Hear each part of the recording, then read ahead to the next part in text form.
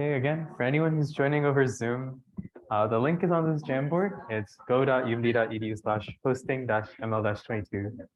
I'm also going to put it in the chat since I think that might be easier.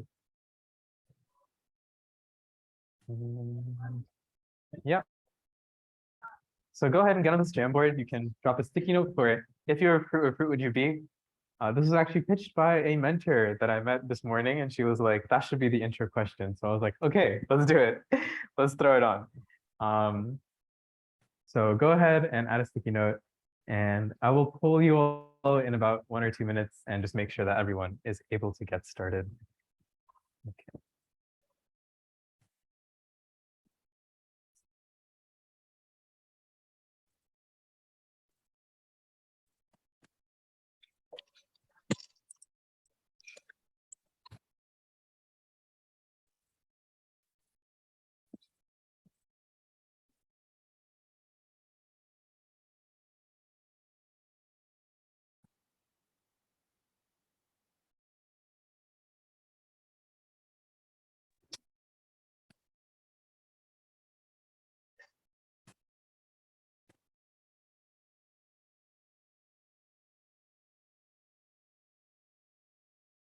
Okay, let me just take a poll from the room. Thumbs up if you're able to access that link, see the materials, and add a sticky note. Okay, I see thumbs up all around. Okay, nods and thumbs up. So I'm going to go ahead and get started. Let me go over to the slides. That's not the starting of the slides. Okay. So today we'll be talking about hosting your ML model on the web. If you came to the previous workshop, we kind of got you started with ML, introducing you to what it is, and finally ending with creating that cat dog classifier. So now we're kind of going to move on to how can we actually get that classifier onto a website, onto a web app, onto something that you can present at that hackathon demo. So a little bit about myself, if you haven't met me. The previous one, my name is Sagar. I'm a graduate computer science major at UND, my first year in my master's. I'm a researcher in machine learning and computer vision. I've worked with ML for about 5 years, web dev for about 4 to 5 years as well. So if you want to ask me any questions about masters or research as well, you can ask me after the workshop, or machine learning and web dev as well. So feel free to ask me about these things. I'm also a mentor here, so you can reach out to me over Slack or talk to me after this workshop if you need help with your own projects. Okay. So this QR code, if anyone is not on the link, you can use it to get there. But again, the link is go.umd.edu/hosting-ml-22. That'll take you to all the materials you need. You can store them for anytime you need to use them in the future as well. Okay, so we'll have 3 main sections in this workshop. The first is deploying ML models, and we'll talk about the objectives and challenges of actually deploying your ML model. Next, we'll talk about server versus client-side machine learning. These are 2 popular solutions that you can use to deploy an ML model, and we'll kind of talk about the pros and cons of both. Finally, I'll go through a live demo and deploy the ML model we made in the first workshop onto the web completely for free without any need to pay for anything. Just integrate some free accounts, and you'll be all set. Okay, so let's jump right into it. Deploying ML models. So last time when I talked to you all about building a machine learning model for a hackathon, this is the chart I laid out for you. And in the previous workshop, we kind of talked about those first 4 steps.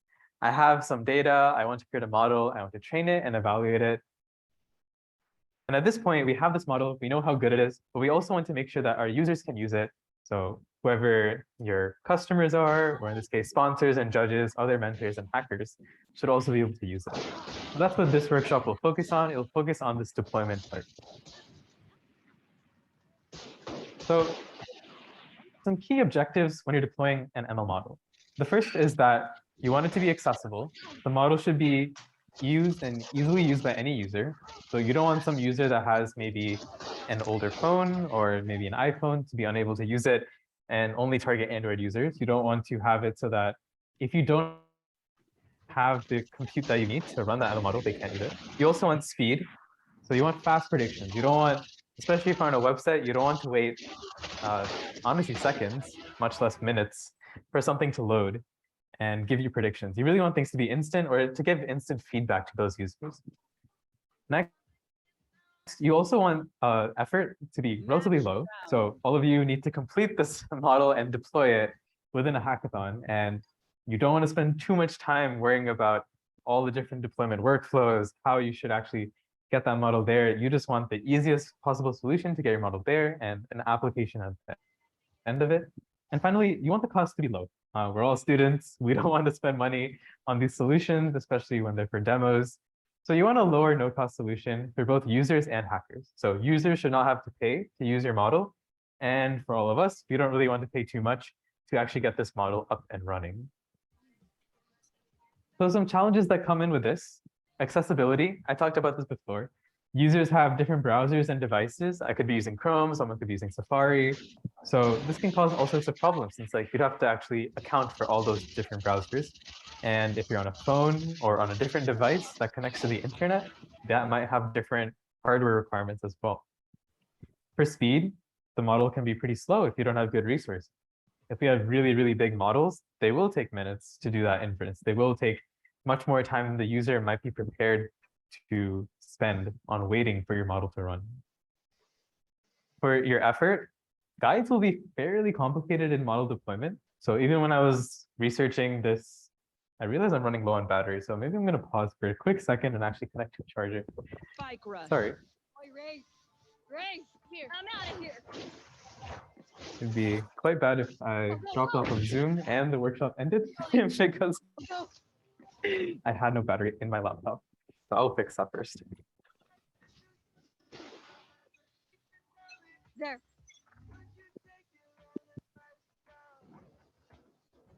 In the meantime, if there are any questions on anything I'm talking about right now, throw it in the chat and I will look at it as well.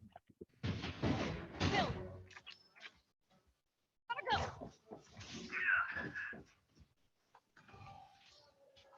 Gotta go. They're underneath. Off your feet. 3. Take this. Watch it up. Oh, you get the switch, Joe. Get the switch. One enemy remaining. Get the ace. On my way. Okay, sorry for that brief interruption. Let's continue. Okay, so the guides for these models and deployment will be fairly complicated in how you can do this. A lot of the ones that require you to set up with servers will have so much setup. You'll have to write all these files just to get your model up and running. And finally, a lot of solutions will also incur costs. You'll have to get a server, you'll have to get a domain name. Once you're actually doing that inference and data storage, you'll need to have costs associated with all of that as well. And these are key challenges that we want to address through this workshop and try to resolve. So whatever's left. Continue. Here. Any questions on the objectives and challenges that come up with deploying on the web when you have an ML model? He's new to the game. He didn't understand. Okay. And Zoom can also just throw it in the chat. No limit. So now let's kind of just move on to talking about client-side versus server-side solutions. So these are two solutions for deploying ML models. And we'll talk about them in the context of those objectives and challenges.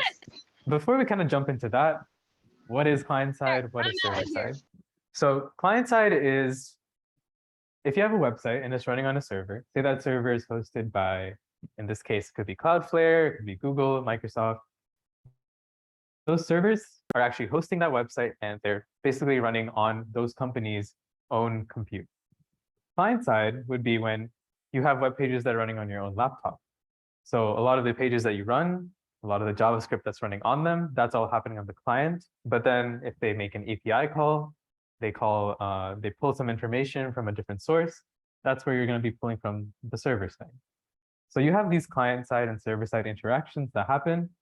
And a key question could be, where should my machine learning model be? So that's why we're differentiating between client and server side. And I also see there are potentially questions in Zoom. Someone is having video game sounds. That's unfortunate, but I am glad that they fixed it. Okay. Okay, let's move on. So let's look at the steps for what a client-side versus server-side solution looks like when you're actually talking about deploying your ML model. So on a client-side solution, the first thing you need to do is create a model that can be loaded into JavaScript. Next, you need to download and load that model to the user's browser. Then pre-process any user-provided data and convert it into format that the model can use. So in the last workshop, when we looked at it, the model had an input of 64 by 64 by 3. 64 is the height, 64 is the width, and 3 channels for RG and B. So maybe you'd also want to pre-process your input so it's in the same format. And then finally, predict a label for the input data and display that label on that website. So these are like the 4 steps that we would take, and I'm going to make sure there's not a fifth. Okay, to get a client-side solution running. For a server-side solution, you'd first start by creating a script to run a server in the same language as that model. So we'd have to make sure that if we're making a Python model, we want to have a Python script to run that server. Otherwise, you'll need to kind of think about how you can communicate between 2 different languages, and it can get really messy. So first step would be, let's create a script to run a server in the same language. Next, you'd load that model on your server. So this could be preloaded by the time a user calls your model and calls that API, but you need to load it. Write an endpoint that pre-processes user data and predicts a label. So the user should only have to send, say, their image of a cat and a dog to the server, and that server should do the processing and actually pre-process that label, predict it, or pre-process that data and predict a label. And then the user's browser on the client side should just query that label that it predicted. So rather than actually running or loading or downloading the model on the client side, keeping it all on the server side, the user doesn't have to worry about that. And they just have to query for that label. And finally, once it's been queried, you should send that predicted label back to that browser. So let's kind of talk about the pros and cons. And some of these maybe are becoming aware as I'm talking through these things. So on the client-side solution, the server only hosts static web pages. This is pretty nice. Like, you don't have to worry about how to create dynamic web pages. You don't have to invest a lot in web development. Write the server itself. We can focus on just HTML, CSS, JavaScript, the basics. So yeah, only requires HTML, JavaScript, and CSS.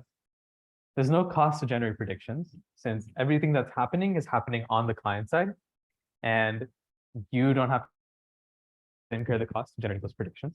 There's no resource limitation, so I don't have to have, if I only had one server and I had 10 people trying to access that server, then if I had 100 people accessing that server, it's going to make a huge difference. So I don't have to account for that.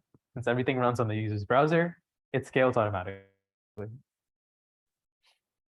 The cons here, though, are that the model might need to be trained in JavaScript or might not support this model framework. So if you're working on a model framework, let's just say, for example, PyTorch, and PyTorch decides we don't support JavaScript models, or we don't support integration with JavaScript, you're kind of out of luck. You'll need to look into a different language that can support it, and that might require a lot of investment from everyone to actually get that model there. The users might not meet device or browser requirements. So since now the model is running on the user side, it's possible that they don't have enough resources. So most iPhones nowadays will probably be able to run a machine learning model. But if someone brings out a Nokia phone, they're not going to be able to, maybe a flip phone or something that has internet connection, they will not be able to run your model. Their device might just crash, or they might just not even have the browser requirements to do any of that, to use those frameworks that work with JavaScript.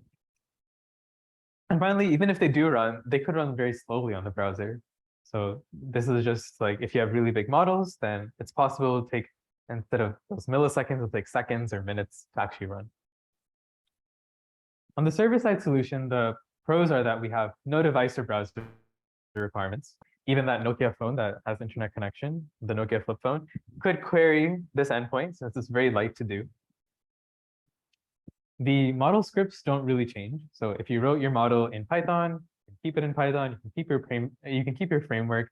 You don't have to do much change to actually get it into a JavaScript readable file, since we don't need to load the model in JavaScript. We can also handle more complex pipelines, and I'll touch on this later as well. But this can be quite useful since if you're a company and you want to get more than just give users predictions, and maybe you want to see how do users react to those predictions, and can we change that and change how the model trains? So these complex pipelines can be handled if you have a server-side solution. And you also have control over prediction speed. So even though your solution might not scale, if you add more resources, you can make that prediction speed faster, take it away, and make it slower. So you kind of have the control over how fast users get predictions. And if you want to meet a specific threshold, you should go for a server-side solution. The downsides, though, are that developers need to write a server-side API. They'll need to write some way for users to send their data, and then for some way for the developers to send the results back. You'll need to host that server, and this will most likely cost money since it's not just a simple server hosting a static web page. Now we have a more dynamic server that's running a lot of scripts and needs to be hosted online. You'll also need to specify a server scale to more users. So I kind of touched on this. Oh. And here's how we can see the pros and cons of both the client-side and server-side solution. So it's not entirely clear which method you would choose in a normal day-to-day environment, but it should be clear which way you might lean towards in a hackathon environment. So on the client-side solution, even though you might not be able to reach all your users, you are able to run it with low cost. You're able to get your model deployed, and it takes a lot less time to actually develop it. Server-side solution, there's cost. You need to allocate servers, you need to figure all of that out as well. So it costs money. So it makes more sense to say we won't be able to address 100% of users, but we're able to show our product working with a client-side solution. Okay. All of this makes sense, the pros and cons of client-side versus server-side solution. I also say this for people who are interested in doing this outside of the hackathon. That's when maybe a server-side solution might make more sense. Okay. So some tools and technologies. Just like the last talk, I'll also mention some tools that you can use to get all of this running. So TensorFlow.js allows you to run TensorFlow in JavaScript and Node.js. So the last model that we made was a TensorFlow model, and we will be using TensorFlow.js to take advantage of that. Express is a web API framework for Node.js. So if you want to create your own server, then you can use Express. You can also use Flask. Both of those are very good solutions. One is for Node.js, one is for Python. On the bottom row, we have a couple of different hosting platforms. GitHub Pages allows you to put a free website up using GitHub. So as long as you have that static code, you can put it on GitHub and you can deploy your page for free. It won't charge you, and it's pretty convenient to use. Once you start looking for more robust solutions, you could look at AWS, which allows you to use server and serverless hosting solutions. So have servers or run codes in a serverless format, which I won't dive into. I think that's better for a cloud workshop. There's also Google Cloud Platform. That's a competitor to AWS. I believe it's also Azure. So all these can help you host any servers, any websites. They can do a lot more than just that.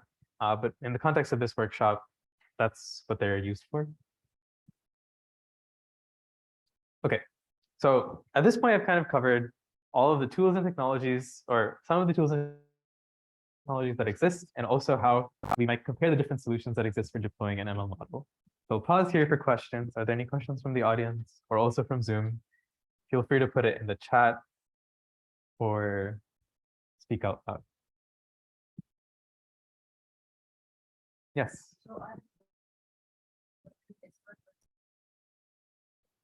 Yeah, please go ahead. So I want to know, in your opinion, how far can you get in machine learning without a graduate? Oh, without a graduate degree. I mean, I didn't start with a graduate degree. So as far as, so I started doing machine learning in high school. I started off by looking at a few guides and kind of getting interested and involved. And I actually, my first ML model, I think I wrote in like C++, which was definitely not the best way to start with machine learning. So you can get involved really early. Once you enter, if you're not already in college or if you are in college now, then you can get involved with the ML through classes. You can get involved with the ML through research. So a lot of professors will be willing to take on undergraduate researchers to just talk about join their ML projects. And even if you don't want to go the research route, you just want to work with machine learning, then you can find a lot of engineering opportunities as well. So once you leave college and graduate, then finding opportunities, you can enter into sweet jobs that are focused more on machine learning as well. A graduate degree definitely helps. So that's one of the reasons that I'm also doing a graduate degree, to help me leverage myself into those positions. But you definitely don't necessarily need it, you can get very far into machine learning, get yourself those skills and experiences. And when it comes to getting an actual job, that's where like the degree helps, but you also can find places that will take you and just put you on those projects. Yes.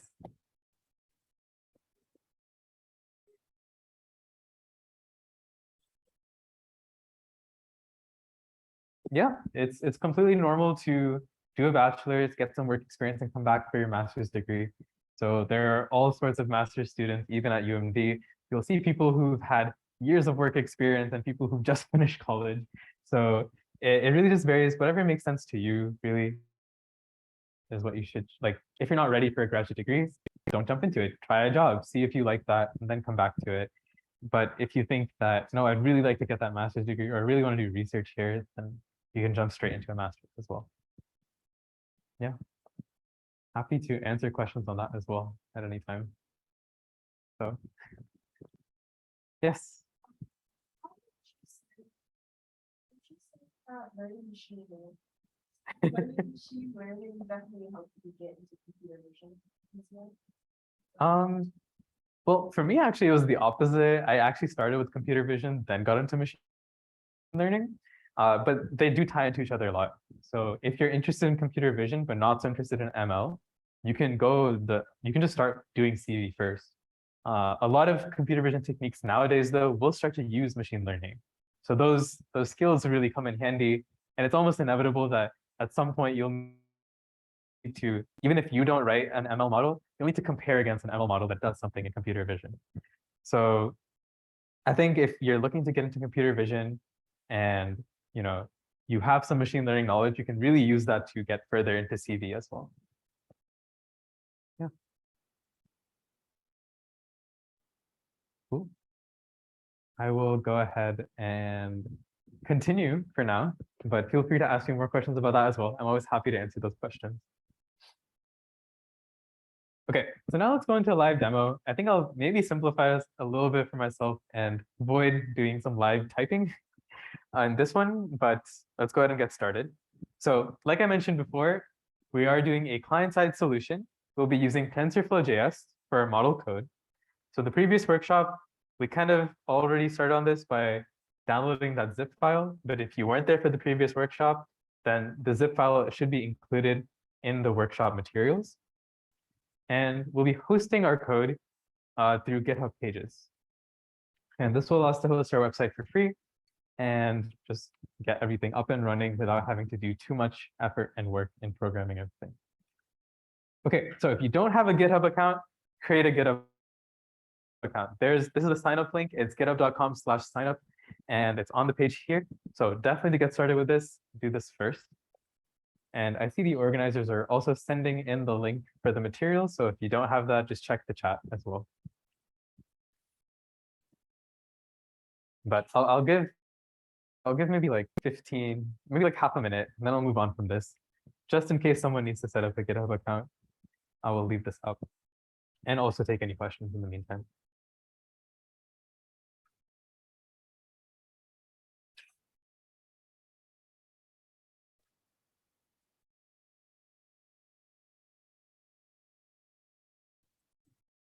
Okay, I don't actually have a timer up, so I'm going to consider that the end of 30 seconds. All right.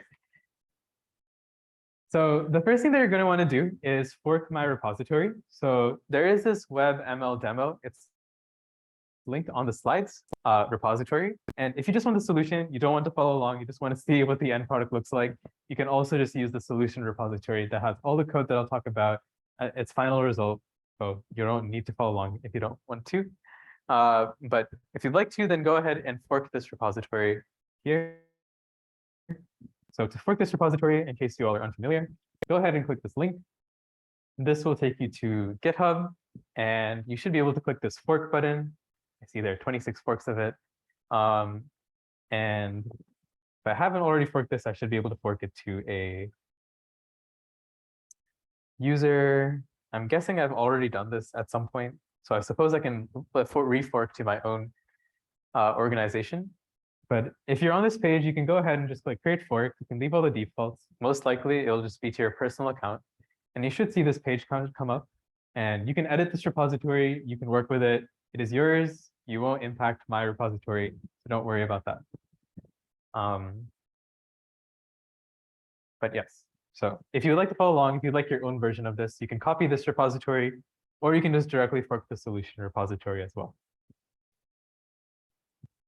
But for now, I'm going to just switch over to the solution repository and just talk through the code. There's not too much, but there are some things I'd like to focus on. The other thing you'll need to do is also upload your model. So in the hosting ML folder, you'll see that there's this model.zip file. You'll want to download this model and unzip it. Once you do that, you can just upload it to your repository here. So if I was in this fork, which I wonder I still have, maybe not. Oh, here it is. Yeah. If you're in this fork, you can go ahead and click add file, upload files, and then upload all those model files from that zip file. Again, if you just want to skip this and just fork the solution, that's fine too, to save some time. And I'll just focus on going through that. Okay. So I've already given some code here. This index.html file has some code for creating actually, let me just show it to you. I think that's easier. So I've kind of created this page. It says, is it a cat or a dog? It comes up with a dog loaded and some text, and also a way to upload your image. I won't go through the code for actually building this website, but if you're interested, I can share some. I have done a workshop on creating websites like this. I've done a workshop just today on how to use Materialize to get a website to look like this. So I'll be happy to share those materials if you'd like. But for now, we're focused more on the machine learning and backend part of this website. But this base website just has, is it a cat or a dog? I've set up a way to upload an image and a way to also show what the image looks like. Okay. So that is what this index.html file has. You can mainly ignore it, but if you're working on a machine learning application for your own hackathon demos, then feel free to use this template. So you can use this to also deploy your own models for the hackathon. Okay, the next thing that we have is the CSS. You can also ignore it. It just has make the header one font weight bold. That's just a personal choice. But we're going to focus on the script.js. This is where we'll have TensorFlow.js coming in. This is where we'll have how to actually pre-process your data and get it to that model. So I'm just going to go and step through this line by line. So there are a few things that I define at the very top. These are some constants. The first is a file reader. I'll need some way to actually take those input files and read them. I've defined my model and image as null. This is mainly because they're placeholders, and once I load my model, I'll want to populate that model variable. Once I load the image, I want to do the same with the image variable. I have this scale, which says tf.scalar 1 divided by 255. So a lot of times when you're working with images, with machine learning models, you'll want to put them between 0 and 1. You don't want them to be super big between 0 and 255. Let me explain this a little bit better by saying, so if you think about the color white in RGB, that is 255, 255, 255. But we want to just bring that all down to 1, 1, and 1. The color black is 0, 0, 0. We'll just keep that the same. And you can imagine the color red is 255, 0, 0. So we want that to just be 1, 0, 0. So that's what we have the scale for, just bringing our image from between 0 and 255 to between 0 and 1. And we'll use this later to just multiply against our input. Then I have this positive label for cat, negative label for dog. So the closer I'm to 0, that's when I have a dog. If the closer I'm to 1, that's when I have a cat. So I basically just made a few of these variables from the very beginning to kind of define what I'll be changing as I go through this process. Next, I'm just loading this model. So that zip file that had the model has a couple of things. It has these bin files that have the actual weights of the model, and also this JSON file that you can use to actually load your model in. We don't really need to worry about what's inside these bin files. We just need to know that they're there, and that this JSON file, just by loading it in, will kind of take care of everything that we need. So let me go back to that JS file. So my first line, I'll just load the model. And all I'm saying here is I'll load this model from this path. Once it's loaded, I'll just set my model variable here equal to what I loaded in. So that's the first line. In just one line, I've loaded my machine learning model that I pre-trained in the previous workshop. Next, I'll want to pre-process or process this new image. So I have a couple things going on here. First, I'll start by getting the actual image. So this is some fancy JavaScript here that's essentially just pulling the image. I won't dive too deep. You can look at the code and look at how jQuery works to understand what it's doing. But the idea here is that I'm grabbing the image and setting it to what's on the page. So I'm rendering my image there. Then I'm using this tf.browser.fromPixels. So this will basically load a image from the pixel data that's on your browser. So it's looking for this image that we just loaded and loading it in and storing it into our image array. Next, I'll resize this image to 64 by 64. So that step that I talked to you all about previously on pre-processing your data. So you can do this by just resizing it here. TensorFlow gives you a really nice command. It's just tf.image.resize. And you're able to resize your data from whatever size of image it is to 64 by 64. And then we have this scale between 0 and 1 that I talked about previously. So we're just multiplying our image by the scale, bringing everything down between 0 and 1. And lastly, we're creating a batch of size 1. So a lot of models, they'll operate on batches of data. They won't just operate on one image, they'll try to operate on 5 or 10 images because it can be more efficient to do that. So because we only have one image, we want to make it into an array of one image. This tf.expand_dims command will do exactly that. It'll take your one image and make it into an array of one image that can be processed by your model. So for these 4 lines, we've taken our image from, or 5 lines, we've taken our image from the browser that the user uploaded, pre-processed it so our model can process it, and we have basically created the image that we want to input to our model. So the next thing that we'll do is get the prediction, and that's what this line is doing here, model.predict image. Just like Python, JavaScript can be relatively almost like English, so it can read exactly like it's what it's supposed to do. And we can convert this tensor to a JavaScript array. So TensorFlow works with tensors. It's its own object data type. We want to convert it back into JavaScript, something that I can use and process. So that is what this data sync commit is doing. And I'm doing 0 because I first created it into a batch of 1, an array of 1. So now I want to bring it back to just one thing. If I had, say, 5 images and I wanted to process them all at once, I could have done that here. And then these indices would have corresponded to the first image's prediction, the second image prediction, and so on. But that's really it. So we loaded this model, and we were able to go through a few steps, most of them just for pre-processing, and get our prediction for the uploaded image.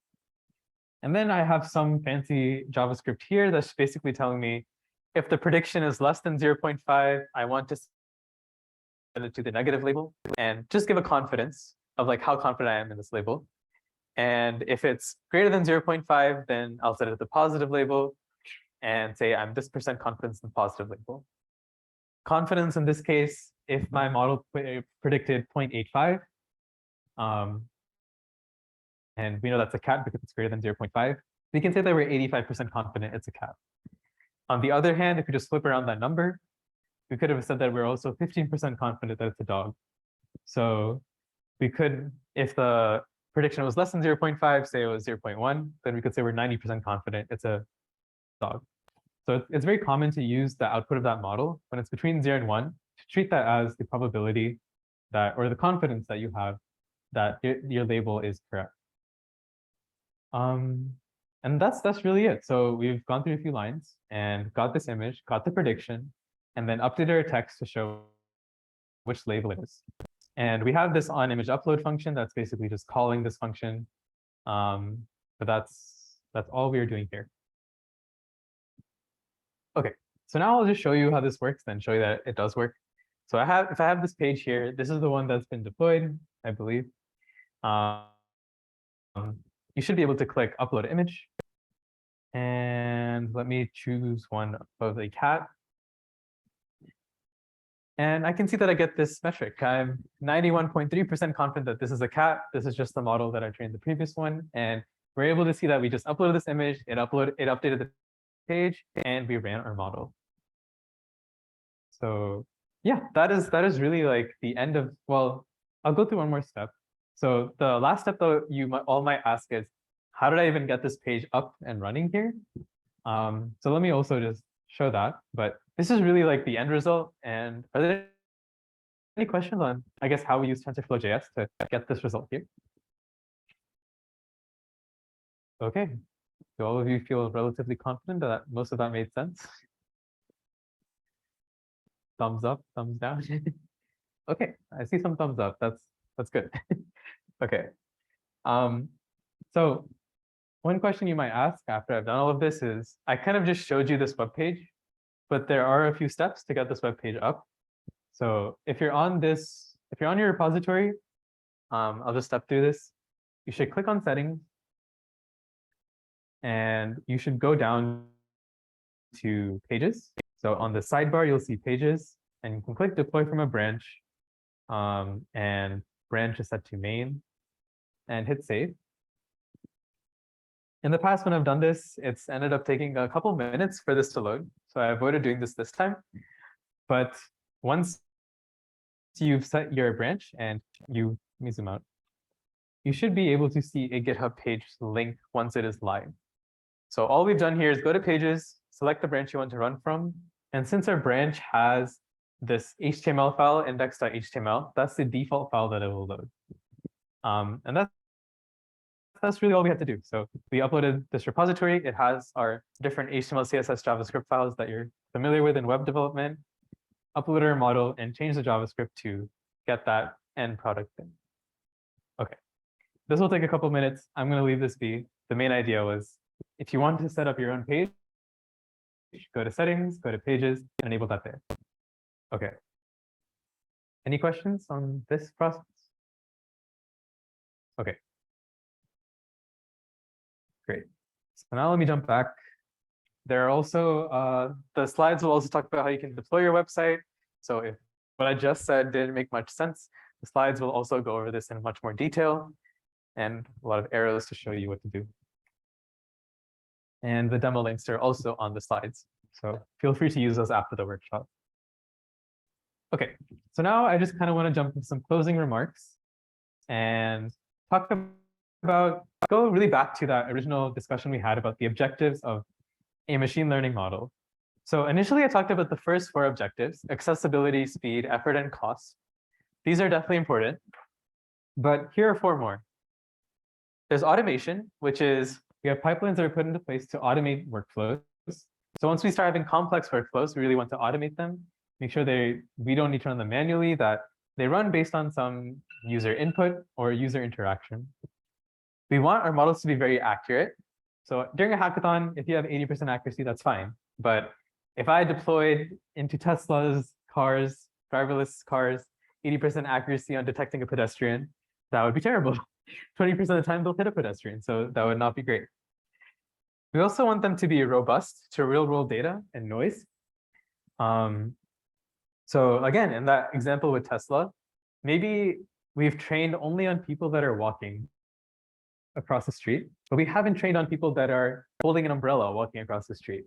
So now when your model sees this, it says, oh, it's fine, it's a street light, let's just continue. And then you hit the person. So you definitely want to worry about these things like accuracy and robustness once you start working with real data and deploying to real endpoints and applications. And to do all of this, you can also use monitoring, which can monitor how the performance of your model has changed, how it's responding to new data. Yes.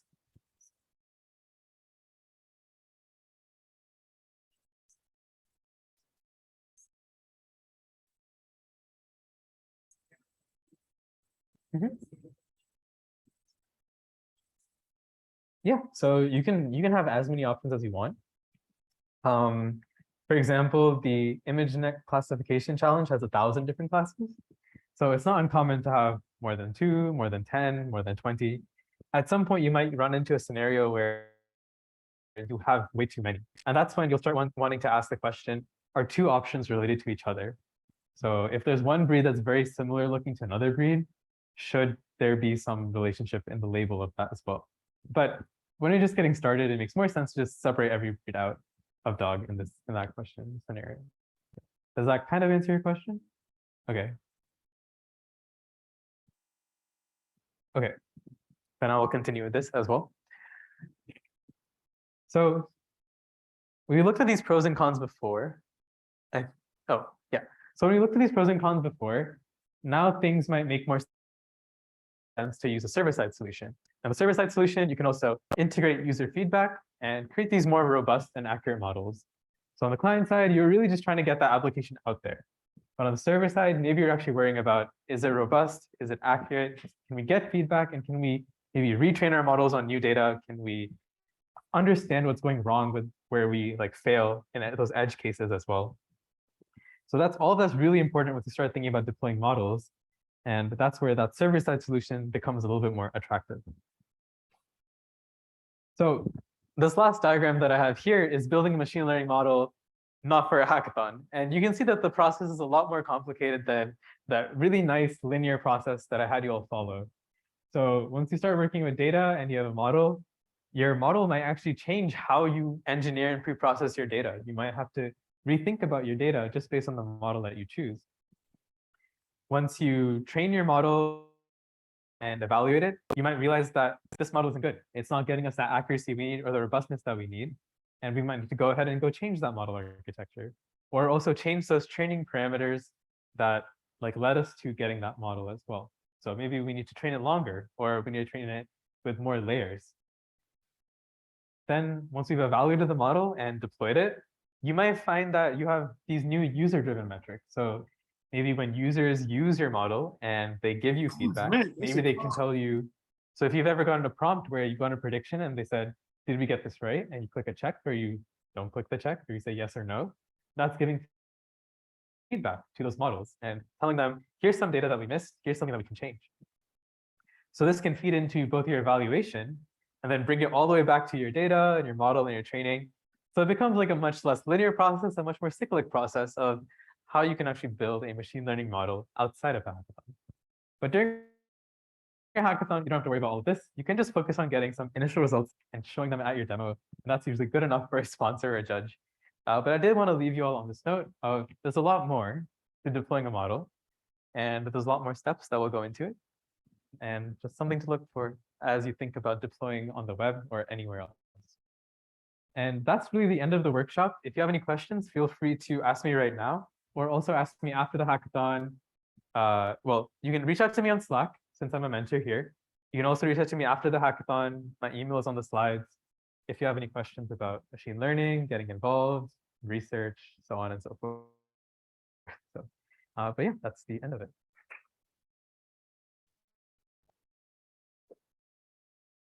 Any questions? And you can ask about anything else as well, so feel free.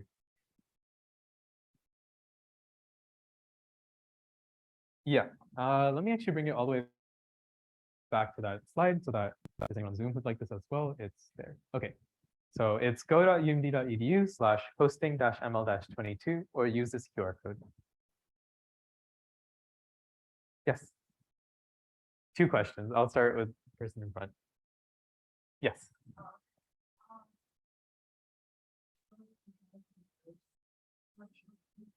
Yeah. It is like similar format, but it's intro-ml-22. So I think the technical organizers could also send that in some Slack channel. So I'll give them all the links that I've used, and they should have that. Question in the back as well.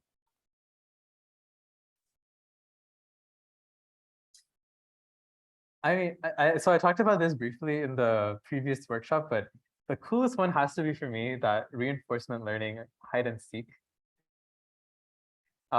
research. It was really cool because if you look at the video for how they did it, the hiders and seekers first start off by teaming with each other like you would do in a normal hide and seek game, but then they started like abusing the physics of the actual like environment.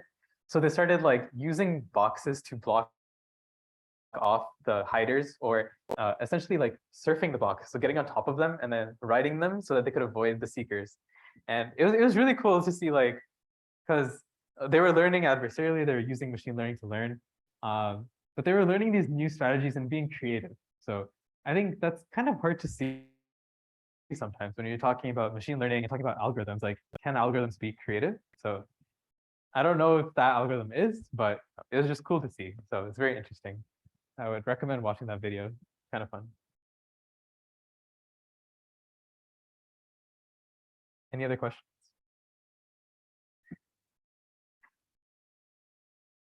Okay, I mean, that's really it. So I will go ahead and end share.